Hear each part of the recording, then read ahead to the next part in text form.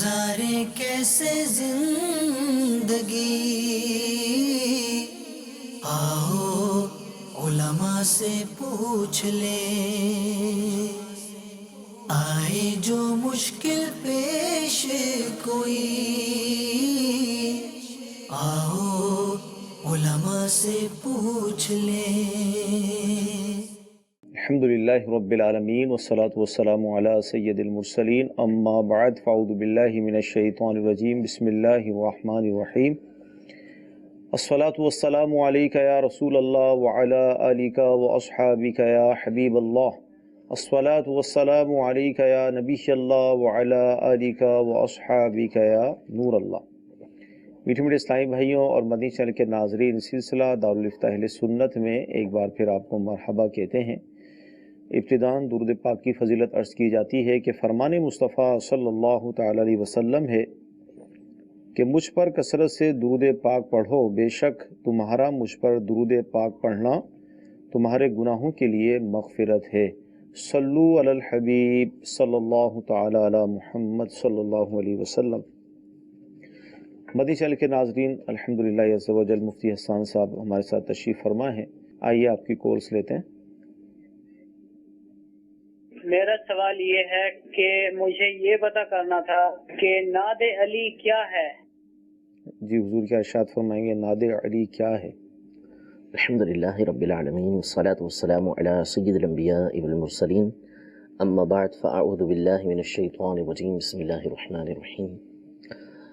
یہ ایک وظیفہ ہے جو شاہ ولی اللہ محدث دہلوی رحمۃ اللہ تعالی علیہ نے علماء کے حوالے سے نقل کیا ہے، اپنے مشائخ سے نقل کیا ہے، اور یہ پڑھا جاتا ہے اور اس کے ذریعے سے استخارہ بھی کیا جاتا ہے، اور مشکل جو ہوتی ہیں اس کے لیے اس کو پڑھا جاتا ہے، جس کے ذریعے سے مسائل مشکلات حل ہوتی ہیں، اور اس سے شاہ ولی اللہ محدث دہلوی رحمۃ اللہ تعالی علیہ کا عقیدہ اور نظریہ بھی واضح ہوتا ہے کہ اس میں مولا مشکل کشا رضی اللہ تعالی عنہ کو انہوں نے پکارا بھی ہے کہ ان سے عرض کی ہے کہ آپ جو ہے وہ عجائب کو ظاہر کرنے والے ہیں، مشکلات کو دور کرنے والے ہیں۔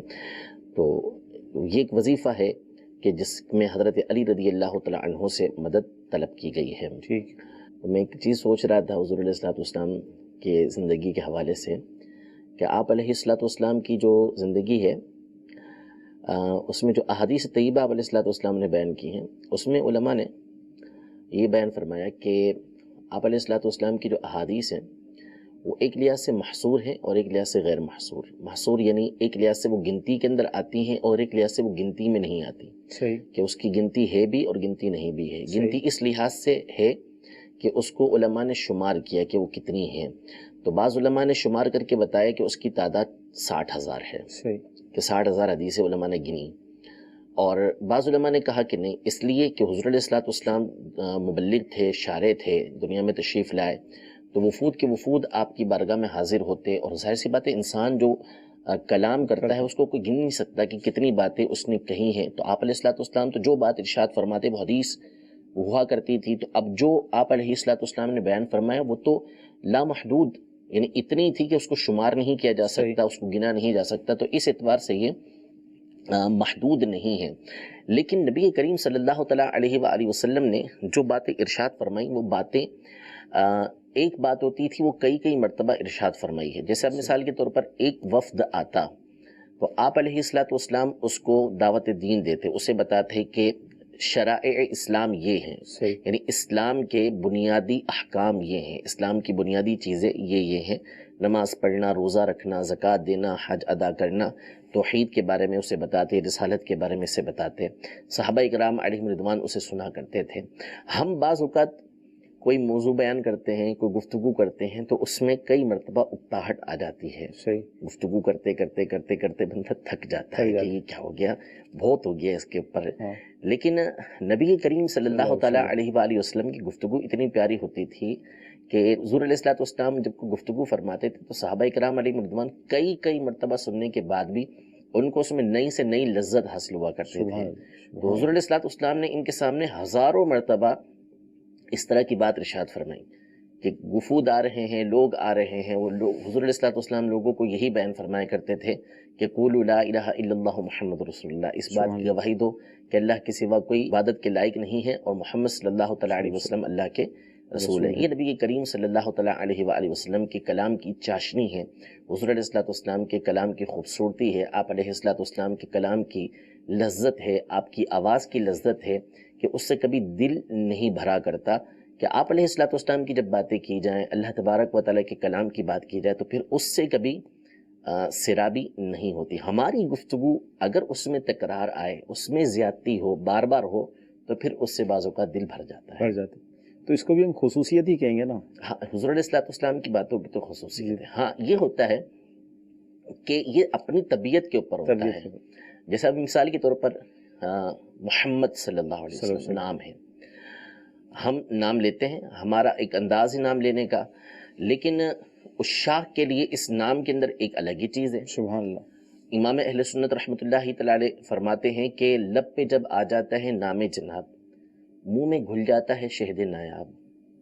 ابھی ایک عجیب تصور ہے، ایک عجیب بات ہے، یعنی کبھی کسی نے سوچا اس طرح کی بات کے بارے میں کہ حضور علیہ الصلوۃ والسلام کا نام نامی جو ہے وہ لب پہ جب کسی کے آ جائے تو وہ یہ تصور کرے کہ میرے منہ میں جو ہے وہ شہد نایاب گھل گیا ہے۔ سبحان اللہ۔ چونکہ اعلیٰ حضرت امام اہل سنت رضی اللہ تعالیٰ عنہ جو ہے وہ نبی کریم صلی اللہ علیہ وسلم کے عشق میں گم رہا کرتے تھے، تو اس لیے ایسا تصور تھا آپ کا کہ آپ حضور علیہ الصلوۃ والسلام کے بارے میں یہ سوچا کرتے تھے، اور نام کی لذت آپ کو ایسی ملتی تھی کہ آپ کہتے ہیں کہ صرف شہد نہیں بلکہ شہد نایاب منہ کے اندر گھل جاتا ہے۔ سبحان اللہ۔ پھر تصور دیکھیں کہ آپ کہتے ہیں کہ جب نام لیتے ہیں تو محمد کہتے ہوئے 2 مرتبہ ہمارے لب ایک دوسرے کو چوم لیتے ہیں۔ سبحان اللہ۔ یہ تصورات تھے۔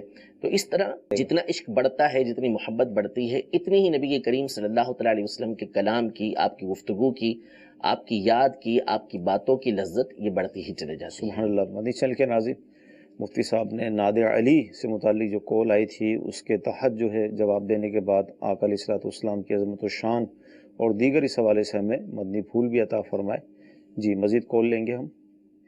میرا نام افتخار ہے، میں گولڈا شریف سے بول رہا ہوں۔ میرا سوال ہے محترم، میرا بیٹا ماں کے پیٹ کے اندر فوت ہو گیا تھا اور اس ٹائم میری اپنی بھی طبیعت ٹھیک نہیں تھی اور مجھے کہا گیا تھا کہ اس کو ایک گڑھا کھود کے دفنا دو، تو میں نے آپ ہی کے پروگرام میں یہ سنا ہے کہ وہ اس طرح جائز نہیں ہے گڑھا کھود کے دفنانا۔ میں نے قبرستان میں گڑھا کھود کے بچے کو دفنا دیا ہے، تو اس سلسلے میں میری رہنمائی فرمائیں کہ میں کیا کروں۔ جی کیا فرمائیں گے کہ بچہ جو ہے مردہ پیدا ہوا تو کیا تدفین کے کیا اس کے مراحل ہیں؟ کیا صحیح، انہوں نے صحیح کام کیا ہے۔ وہ تو اصل میں یہ ہوتا نا کہ وہ بچہ باقاعدہ پیدا ہوتا، زندہ پیدا ہوتا تو صورتیں بنتی اس کو دفنانے وغیرہ کی۔ تو مردہ پیدا ہوا تھا تو اس کو تو کپڑے میں لپیٹ کر کسی گڑھے کے اندر ہی دفنا دینا تھا، تو صحیح کام کیا ہے۔ صحیح۔ جی مزید کال لیں گے۔ میرا نام واحد ہے، سیالکوٹ سے بات کر رہا ہوں۔ مجھے یہ پوچھنا تھا مولانا صاحب سے کہ شعبان کے حوالے میں شعبان کی کیا فضیلت ہے اور اس میں کتنے روزے رکھنے چاہیے؟ شعبان المعظم کے فضائل، سبحان اللہ، تو آقا کا مہینہ ہے، کیا فرمائیں گے؟ جی شعبان المعظم بڑا عظمتوں اور برکتوں والا مہینہ ہے۔ نبی کریم صلی اللہ تعالیٰ علیہ وآلہ وسلم نے خود اس مہینے کے حوالے سے یہ ترغیب دلائی ہے۔ امیر علیہ سنت کا پورا ایک رسالہ آقا کا مہینہ ہے اور آپ نے اس کے اندر جو ہے وہ کئی فضائل اس کے بیان فرمائے ہیں، اور نبی کریم صلی اللہ علیہ وسلم نے ارشاد فرمایا کہ یہ شعبان رمضان اور رجب کے درمیان ہے، لوگ اس سے غافل ہیں۔ یہ اس وقت فرمایا جب آپ اس میں روزے رکھتے تھے، تو پوچھا گیا کہ آپ اس میں کثرت سے روزے رکھتے ہیں، تو حضور علیہ الصلوۃ والسلام شعبان میں کثرت سے روزے رکھتے تھے اور بعض روایتوں کے مطابق سارا ہی مہینہ روزے رکھ لیا کرتے تھے، جس کی علماء نے یہ تعویل کی کہ اکثر روزے رکھتے تھے، جس کو تعبیر کیا گیا کہ پورے روزے رکھ لیا کرتے تھے۔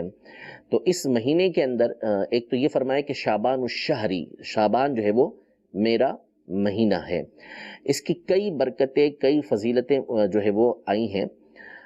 اس مہینے کے حوالے سے علماء نے یہ ارشاد فرمایا کہ شہر شعبان شہر الصلاۃ علی النبی صلی اللہ علیہ وسلم، کہ شعبان کا جو مہینہ ہے وہ نبی کریم صلی اللہ تعالیٰ علیہ وآلہ وسلم کی ذات گرامی پر درود پاک پڑھنے کا مہینہ ہے۔ یعنی اس مہینے میں نبی کریم صلی اللہ تعالیٰ علیہ وآلہ وسلم پر درود پاک پڑھا جاتا ہے۔ وجہ یہ کہ علامہ آلوسی رحمۃ اللہ تعالی علیہ اور دیگر مفسرین نے یہ لکھا ہے کہ جو قرآن پاک کی مشہور و معروف آیت مبارکہ ہے ان اللہ و ملائکتہ یصلون علی النبی یا ایھا الذین آمنوا صلوا علیہ وسلموا تسلیما، کہ بے شک اللہ اور اس کے فرشتے اس غیب بتانے والے پر یعنی نبی پر درود بھیجتے ہیں، تو اے ایمان والو تم بھی اس غیب بتانے والے پر یعنی نبی صلی اللہ علیہ وسلم پر درود بھیجو اور خوب سلام بھیجو۔ یہ اسی مہینے کے اندر نازل ہوئی ہے، تو اس لیے کثرت کے ساتھ اس مہینے میں درود پاک پڑھا جاتا ہے۔ اور بعض نے یہ فرمایا کہ جب یہ ارشاد فرمایا نا کہ شعبان الشہری، کہ شعبان میرا مہینہ ہے، تو اس کا بھی تقاضا یہ ہے کہ اس مہینے میں حضور علیہ السلام پر کثرت کے ساتھ درود پاک پڑھا جائے۔ اور غوث پاک رضی اللہ تعالیٰ عنہ کے حوالے سے یہ منقول ہے کہ آپ خود ارشاد فرماتے ہیں کہ اس مہینے کے اندر مسلمان کثرت سے نبی کریم صلی اللہ تعالیٰ علیہ وآلہ وسلم پر درود پاک پڑھا کرتے تھے۔ اور اسی مہینے کے اندر جو ہے وہ شعبان کی 15ویں رات آتی ہے جو شب برأت کے نام سے ہمارے یہاں مشہور ہے، اور کئی احادیث طیبہ شب برأت کے حوالے سے موجود ہیں کہ جس میں اس رات کی اہمیت کو بیان کیا گیا ہے۔ تو شعبان ایک انتہائی اہم مہینہ ہے، اور پھر یہ کہ یہ جو ہے وہ رمضان المبارک سے بالکل متصل مہینہ ہے، رمضان کے آنے کی خبر دیتا ہے، تو اس مہینے کا اہتمام کرنا چاہیے۔ اور صحابہ کرام علیہم رضوان کی عادت تھی کہ اس مہینے کے اندر عبادت کی جو ہے وہ ابتدا کر دیا کرتے تھے تاکہ رمضان تک پہنچتے پہنچتے بالکل ویسے بھی ان کی عادت تھی، لیکن یہ تعلیم اور ترغیب کے لیے کہ رمضان تک پہنچتے پہنچتے بندہ ویسے ہی عادی ہو جائے اور رمضان کے اندر اس کے لیے آسانی ہو جائے۔ مدی چل کے شعبان کا جو مہینہ ہے اس کی جو عظمت ہے اس حوالے سے مفتی صاحب نے بندی پھول بھی ارشاد فرمائے، اور ایک رسالہ آقا کا مہینہ وہ بھی آپ کے سامنے اس کو دکھایا گیا تاکہ آپ اسے حاصل کر لیں، دعوت اسلامی کی ویب سائٹ سے ڈاؤن لوڈ کر لیں، تو انشاءاللہ اس کو اول تا آخر مطالعہ کر لیں گے تو مزید معلومات آپ کو حاصل ہوگی۔ کچھ SMS بھی ہم شامل سلسلہ کرتے ہیں، تو حضور یہ ارشاد فرمائے کہ مزید اس کو میں بڑھا دوں گا SMS کو، کہ اگر کوئی لڑکا یا لڑکی 12 سال کی عمر میں یا لڑکی 9 سال کی عمر میں اگر بالغ ہو جاتی ہے، بظاہر دیکھنے میں تو عمر چھوٹی لگے گی، تو کیا اس پہ رمضان کے روزے فرض ہو جائیں گے؟ جی بالکل، مسلمان عاقل بالغ یا عاقلہ بالغہ لڑکی جو ہے یا لڑکا جو ہے وہ عاقل بالغ ہو گیا تو اب اس کے اوپر روزہ فرض ہو گیا، یعنی بھلے وہ چھوٹا دکھنے میں چھوٹا لگتا ہے تو فرض ہو چکا ہے، اس کے اوپر روزہ اس کو رکھنا ہوگا۔ ہاں اس سے پہلے یعنی بالغ نہیں ہوا تو اس سے پہلے کی صورت یہ ہے کہ جب یہ 7 سال کے ہو جائیں، لڑکا 7 سال کا ہو جائے، لڑکی 7 سال کی ہو جائے، تو باپ پر ضروری ہے کہ جو بھی سرپرست ہے اس پہ ضروری ہے کہ اگر ان کو حکم دے اس بات کا، ان میں جسم دیکھتا ہے کہ ایسا ہے کہ یہ برداشت کر سکتے ہیں، تو پھر ان کو حکم دے کہ روزہ رکھیں، اور جب 10 سال کے ہو جائیں اور طاقت ہے ایسی کہ رکھ سکتے ہیں تو پھر ان سے رکھوائے روزہ کہ بھائی روزہ رکھو، ضروری ہے ان کو حکم دینا اس کا۔ لیکن جب بالغ ہو گئے تو پھر جو ہے وہ ان کو روزہ رکھنا ان کے پر فرض ہو جائے گا۔ ٹھیک ہے، 12 سال جو ہے یہ تو ہو گیا، آپ نے جو بیان کیا یہ ہو سکتا ہے کہ سن عیسوی کے حوالے سے بولا ہو، یہ تعلق ہے ہجری کے حساب سے، اور ہجری پہلے آ جاتا ہے، ٹھیک ہے، تو ہجری اعتبار سے تو لڑکی جو ہے وہ 9 سال میں بھی جو ہے وہ بالغہ ہو سکتی ہے، اس کا تعلق ہے وہ 9 سے لے کر 15 کے درمیان ہے، اور لڑکے کا 12 سے 15 کے درمیان ہے۔ ٹھیک ہے، اچھا یہ پوچھنا ہی چاہ رہی ہیں اگر کوئی خواب میں آ کر موت کے حوالے سے کوئی خبر دے تو اس حوالے سے کوئی حکم ہوگا؟ جیسے کوئی اپنے والد ہیں یا جو ہم سے پہلے دنیا سے رخصت ہو گئے خواب میں آتے ہیں اور مرنے کی خبر دیتے ہیں۔ اصل میں دیکھیں خواب کی تعبیر کا جو ہے وہ ایک فن جدا ہے، اور دوسرا ایسا نہیں ہوتا کہ ہر جو خواب دیکھا گیا ہے وہ ہر ایک کے لیے ایک ہی طرح کی تعبیر ہو، دیکھنے والے کا اور کس وقت اس نے دیکھا ہے ہر ایک کے لیے جدا جدا جو ہے وہ حکم بنتا ہے، ہر ایک کے لیے جدا جدا تعبیر بنتی ہے، تو یہ تو وہی بتا سکتا ہے جو اس کی تعبیر کا فن جانتا ہے۔ ٹھیک ہے جی، مزید کالس لیں گے۔ سوال یہ ہے کہ جو لوگ جہاں پر جاب کرتے ہوں اگر وہ اجازت نہ دیں موقدہ سنتیں پڑھنے کی تو وہ جاب چھوڑ دیں، جیسے کہ تراویح یعنی کہ جماعت کے ساتھ نہ پڑھیں تو ویسے پڑھنی چاہیے، تو اس میں سوال میرا یہ ہے کہ کیا رزق حلال کمانا فرض ہوگا اگر تو اس کی میں ترک کرنے میں کوئی حاجت نہیں ہونی چاہیے، ایسا نہیں ہوگا؟ سنت موقدہ تو ہے تراویح پڑھنا، لیکن جماعت کے ساتھ پڑھنا ہر ایک پر سنت موقدہ نہیں ہے، سنت موقدہ علی الکفایہ ہے۔ جماعت یہ یعنی اگر بعضوں نے جماعت قائم کر لی تو پھر دوسروں سے جماعت یہ ساکت ہو جائے گی، تو ہر ایک پر سنت موقدہ ہے، ہر ایک نے پڑھنی ہے، لیکن ہر ایک کے اوپر جماعت کے ساتھ پڑھنا ہو یہ ضروری نہیں ہے. اگر اپنے طور پہ بھی کسی نے تراویح ادا کر لی ہے تو اس کی سنت موقدہ ادا ہو جائے گی. تو لہذا سنت موقدہ ہے یہ ادا کرنا ان کے اوپر ضروری ہے. اگر کوئی ان کو نوکری کی بنیاد پر تراویح ادا نہیں کرنے دیتا تو پھر ان کو نوکری چھوڑنا پڑے گی. اس کی اجازت نہیں ہوگی کہ یہ جو ہے وہ مثال کے طور پہ رات کو جاتے ہیں عشاء کے وقت میں اور اب ساری رات ان کی ڈیوٹی ہے اور وہ تراویح پڑھنے نہیں دیتے، تو پھر تو ایسی نوکری کرنے کی اجازت نہیں ہوگی کہ اس سے ان کو روکا جا رہا ہے. جہاں تک رہا رزق کمانے کا معاملہ، تو رزق کا ذمہ اللہ تبارک و تعالی نے لیا ہے، وہ خود عطا کرے گا. وما من دابۃ فی الارض الا علی اللہ رزقها، اس نے اس بات کا ذمہ لیا ہے کہ وہ جو ہے وہ رزق عطا کرے گا، اور اسی کا حکم ہے کہ ہم نے یہ نماز ادا کرنی ہے. تو لہذا اللہ تبارک و تعالیٰ پہ توکل کریں گے اور یہ نماز ادا کریں گے، اللہ تبارک و تعالیٰ خود رزق عطا فرمائے گا. سبحان اللہ، کیا بات ہے کہ اللہ تعالیٰ نے اپنے ذمہ کرم پر لیا رزق. اور ظاہر ہے ہم جو کام کرتے ہیں وہ فقط ایک ہی تو ذریعہ نہیں ہے، وہ ایک ہی سبب نہیں ہے، اس کے علاوہ بھی بے شمار اسباب ہیں روزی کمانے کے. جی اگلی کال لیں گے. میں حافظ محمد شہباز سلطانی ملتان گاڑا ٹاؤن سے. میرا سوال یہ ہے کہ ایک بندے نے یعنی ابھی اس نے غسل کرنا تھا، غسل واجب تھا، تو اس نے بکرا ذبح کر دیا. اس سے پتہ بھی تھا کہ میں نے ابھی غسل کرنا ہے، اس کے بعد پھر بھی اس نے بکرا ذبح کر دیا، تو کیا بکرا حلال ہو گیا یا نہیں ہوا؟ کیا فرماتے ہیں؟ جی یعنی جس کے اوپر غسل فرض ہے اور اس نے بکرا ذبح کر دیا، یعنی جانور کو ذبح کر دیا، تو اس نے اگر جان بوجھ کے اللہ تبارک و تعالیٰ کا نام نہیں چھوڑا اس پر، اس نے بسم اللہ اللہ اکبر کے یعنی اللہ تبارک و تعالیٰ کا نام لے کے جانور کو ذبح کر دیا، تو وہ جانور ذبح ہو جائے گا. ٹھیک ہے. اگرچہ کہ بہتر یہی ہے کہ وہ غسل کر کے پاکی حاصل کر کے جانور کو ذبح کرتا، لیکن بے غسل شخص نے اگر جانور کو ذبح کر دیا اور جان بوجھ کے اس نے اللہ تبارک و تعالیٰ کا نام اس کے اوپر نہیں چھوڑا ہے، تو اس صورت میں وہ جانور ذبح ہو گیا، حلال ہو گیا. ٹھیک ہے. اچھا، جسے جو شخص بے غسل ہوتا ہے، جس پر غسل کرنا لازم ہوتا ہے، تو اللہ تبارک و تعالیٰ کا نام لینا ناپاکی کی حالت میں یا درود پاک پڑھنا، اس کا کوئی حکم ہے اس حوالے سے؟ بہتر یہ ہے کہ بندہ جو ہے وہ اس میں غسل کر لے. غسل نہیں کیا تو پھر بہتر یہ ہے کہ وضو کر لے. وضو نہیں کیا تو کم از کم بندہ کلی کر لے. ٹھیک ہے. کلی کرنے کے بعد اللہ تبارک و تعالیٰ کا وہ نام لے. لیکن اگر کسی نے لیا تو اس صورت میں جو ہے وہ اس کے اوپر گناہ نہیں ہے. ٹھیک ہے. جی اگلی کال لیں گے. میرا نام اسرار احمد ہے. میرا سوال دارالافتا سنت میں یہ ہے کہ اس کی بیمہ پالیسی ہوتی ہے جو ہم منتھ میں سالانہ بیس پہ جمع کراتے ہیں اور پھر 20 سال بعد 21 سال بعد میں یکمشت پیسہ ملتا ہے، کیا یہ جائز ہے یا ناجائز؟ اس بارے میں ہماری رہنمائی فرما دیں.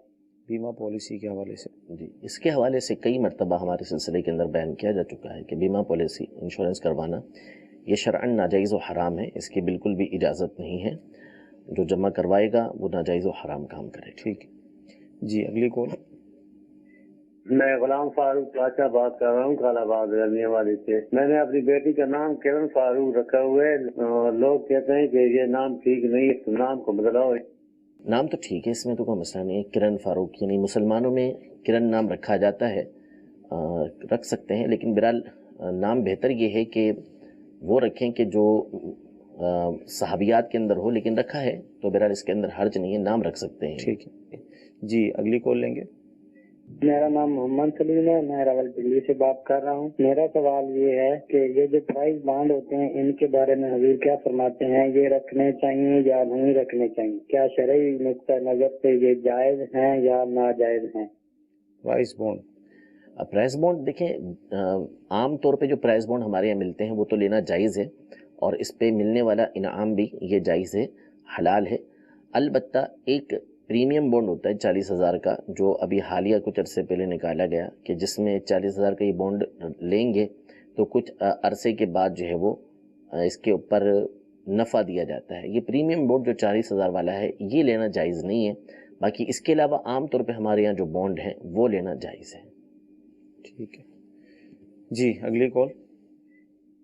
मोहम्मद जावेद अशरफ अत्तारी हिंदू गुजरात पाकिस्तान से अर्ज कर रहा हूँ। मुफ्ती साहब की बारगाह में मेरा ये सवाल है कि कोई फासिक के मुअल्लिम अजान नहीं दे सकता या उसकी अजान दोहरानी पड़ती है, तो अगर कोई झूठ बोलता है या गीबत करता है, चुगली करता है, तो क्या वो भी फासिक के मुअल्लिम में आएगा? और क्या वो अगर अजान देगा तो उसकी अजान भी नहीं मानी जाएगी? शरई रहनुमाई फरमा दीजिए। जी, फासिक के मौलिन जो गीबत और चुगली है ये तो जाहिर सी बात है कि कबीरा गुनाह है, और इसी तरह झूठ का वो आदी है, खुले आम करता है, तकरार के साथ करता है, और बात सूरतें झूठ के कबीरा गुनाह होने की भी हैं। तो इस सूरत में तो फासिक के मौलिन वो भी बनेगा। तो अभी किस अंदाज में गुनाह करता है, अलल ऐलान करता है, तो फासिक के मौलिन तो वो भी है। इसके ऊपर भी जो है वो फासिक के मौलिन का इतलाक होगा। तो अजान देना भी दुरुस्त नहीं होगा। अगर वो अजान देता है तो उसकी अजान का भी अदा किया जाएगा। ठीक है।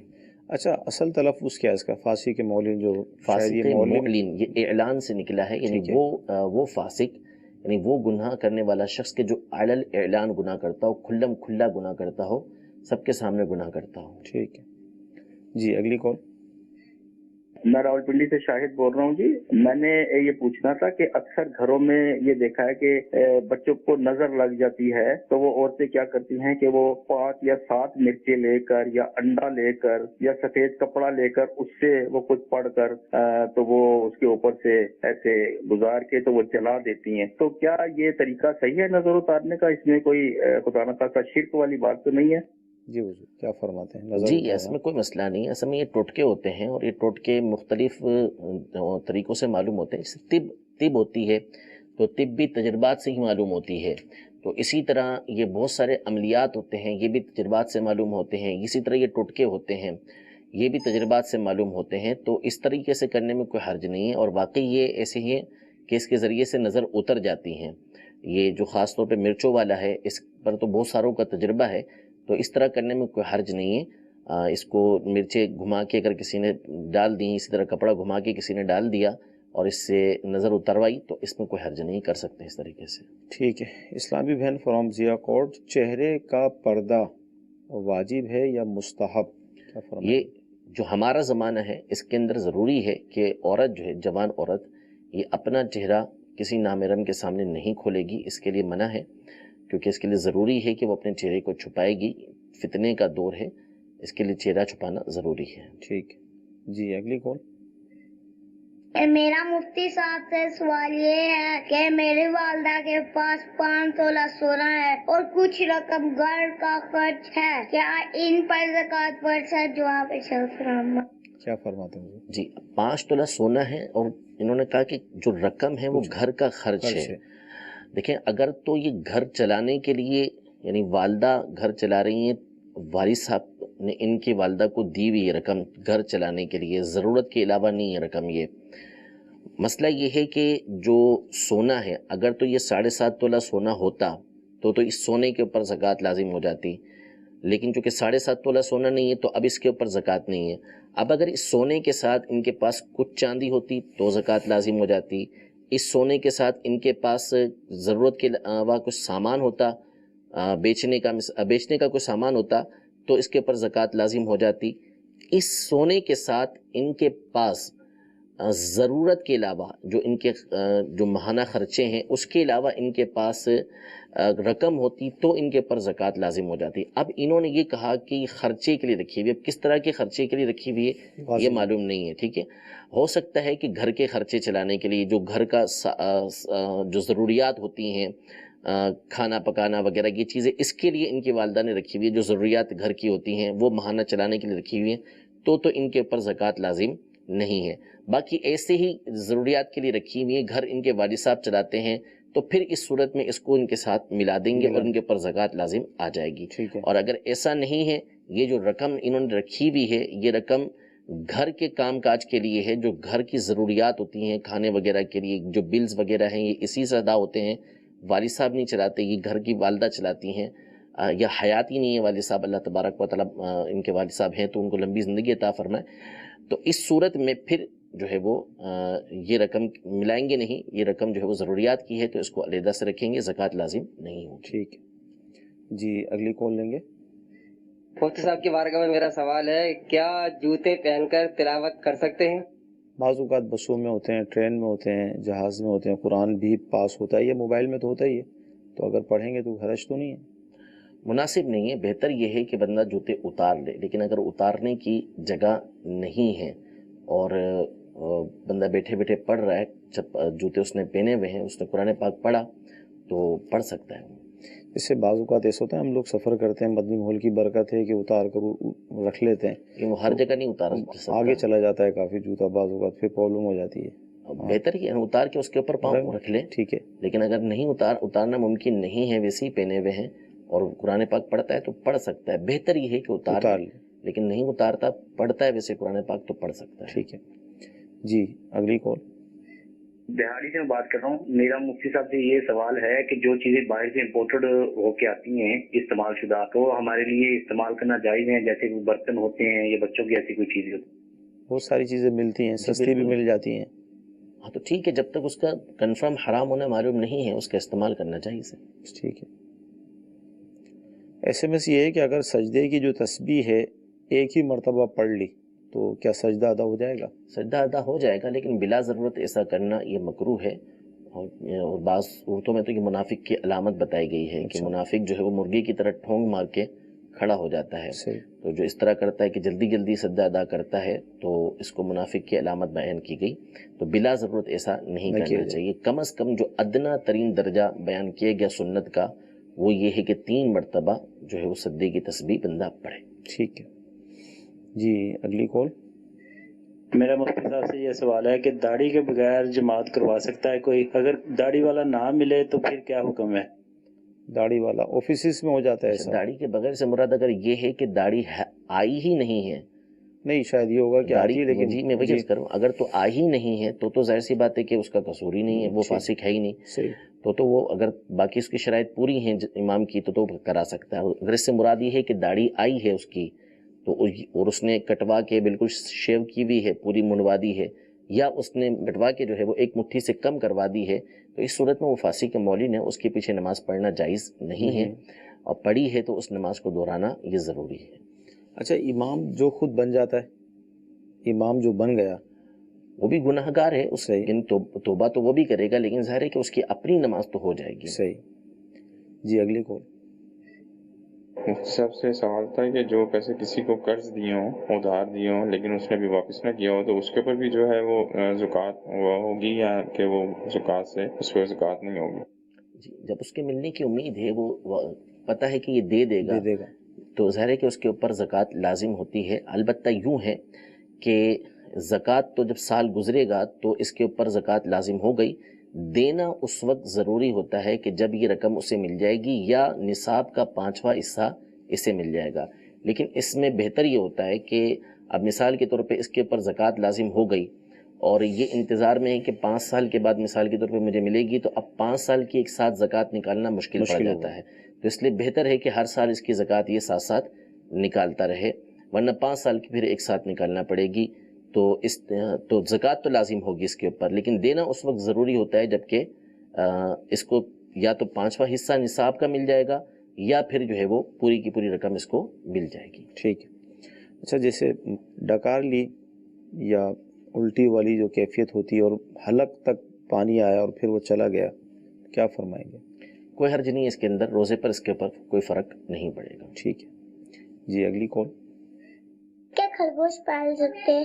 کچھ لوگ کہتے ہیں کہ خرگوش پالنا برا ہے اور اس سے گھر میں تندرستی آتی ہے. شریعت اس بارے میں کیا کہتی ہے بتا دیجیے. جی خرگوش ہو یا کوئی اور جانور، اس میں چند چیزوں کی احتیاط ضروری ہے. خرگوش پال سکتے ہیں، لیکن خرگوش جب پالیں یا کوئی اور جانور پالیں، پہلے مطلقاً میں جانوروں کو بتا دیتا ہوں کہ پالتو جانور پالتے ہوئے ایک تو یہ ضروری ہے کہ ان کا خیال رکھنا ہوگا. ٹھیک ہے. کوئی بھی پالتو جانور پالیں کہ ان کی نگہداشت ضروری ہے، کھانا وقت پہ دینا، بار بار ان کو کھانا دینا، کیونکہ ظاہر سی بات ہے کہ وہ مانگ تو سکتے نہیں. صحیح. انہیں تکلیف نہ پہنچانا، کہ جیسے کبوتر ہوتے ہیں ان کو بار بار اڑانا یا کنکریاں مارنا، تکلیف انہیں کسی طرح کی نہ پہنچانا، یا ان کی وجہ سے دوسروں کو تکلیف پہنچانا. جیسے کنکریاں کبوتروں کو مارتے ہیں، یا لوگ جو ہے وہ کبوتر پالتے ہیں تو پھر چھتوں پہ چڑھے ہوتے ہیں جس کی وجہ سے دوسروں کے گھروں میں جھانکتے ہیں، بے پردگی ہوتی ہے، کبوتر اڑا کے دوسروں کو کبوتر لے آتے ہیں. تو اس طرح نہ جانوروں کو تکلیف دیں گے، نہ جانوروں کی وجہ سے دوسروں کو تکلیف دیں گے. اچھا، خرگوش میں ہوتا یہ ہے کہ اب جیسے ہمارے جیسے شہر ہیں یہاں پر، تو اس میں تو جو خرگوش پالتے ہیں وہ سخت زمینوں میں پالتے ہیں، تو مسئلہ ایسا ہوتا نہیں ہے کہ یہ کچھ کریں. لیکن بعض مقامات پر جب خرگوش پالتے ہیں تو خرگوش کی عادت ہوتی ہے کہ وہ زمین کے اندر سوراخ کرتا ہے صحیح، اور دور تک چلا جاتا ہے، جس کی وجہ سے بعض اوقات جو ہے وہ بنیادوں تک کو کمزور کر دیتا ہے. صحیح. تو اب اگر ایسی جگہ پر وہ خرگوش پالیں گے کہ جب یہ سوراخ کرے گا سرنگ سی بنا ڈالتا ہے، تو اس سے بعض اوقات پڑوسیوں کو تکلیف ہو جاتی ہے. تو اس کا پھر لحاظ کرنا ضروری ہوگا کہ ایسا نہ ہو کہ آپ نے خرگوش پالے ہوئے ہیں جس کی وجہ سے دوسروں کو تکلیف ہو رہی ہے، تو اس کا لحاظ کرنا بھی ضروری رہے گا. صحیح. باقی اگر ان تمام چیزوں کا لحاظ کر لیتے ہیں، خیال کر لیتے ہیں، تو پھر خرگوش بھی پال سکتے ہیں، کوئی حرج نہیں ہے، اس سے کوئی بے برکتی نہیں ہوتی. آ رہا تھا کہ ہمارا دین اسلام یہ کتنا مطلب بالکل تمام چیزوں کا لحاظ کرنے کا حکم یہ دیتا ہے. جی اگلی کال لیں گے. میرا سوال یہ ہے، کیا اینک لگا کر نماز پڑھ سکتے ہیں؟ جی، اینک لگا کر نماز پڑھنا سجدے میں اگر پرابلم ہو نہ ہو تو جی، اس میں دو صورتیں ہیں. اگر تو چشمہ لگا کر آپ کی پیشانی اور ناک کی ہڈی زمین پہ جم جاتی ہے صحیح، تو چشمہ لگا کے نماز پڑھنے میں کوئی حرج نہیں ہے، پڑھ سکتے ہیں. اور اگر چشمہ لگا کر سجدے کے اندر جاتے ہیں جس کی وجہ سے ناک کی ہڈی یا پیشانی زمین پر نہیں جمتی، تو پھر اس صورت کے اندر اس کو اتار کے نماز پڑھنا یہ ضروری ہوگا. لیکن بہرحال ہر صورت میں کوشش یہی کرنی چاہیے کہ اس کو اتار دیں.